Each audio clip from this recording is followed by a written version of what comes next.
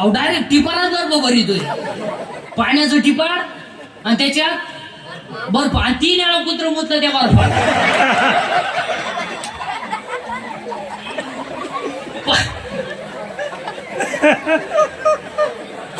पाण्याचं टिपार आणि त्याच्यात बर्फ आणि अख्खं पांढरं पाणी हान मठ्ठा. अहो 22 गालास मठ्ठा पेलं एक माया पुढं 22 गालास. मी म्हणलं हे अवलाद काय भाद्रामध्ये बोळायला ज्यांनी. अहो ते मठ्ठा पेलं घरी गेलं बाथरूम मधून बाहेरच येईन. मठ्ठा दमच काढीलं. उभं राहिलं का गाड गाड गाड गाड बसलं का खड खड खड.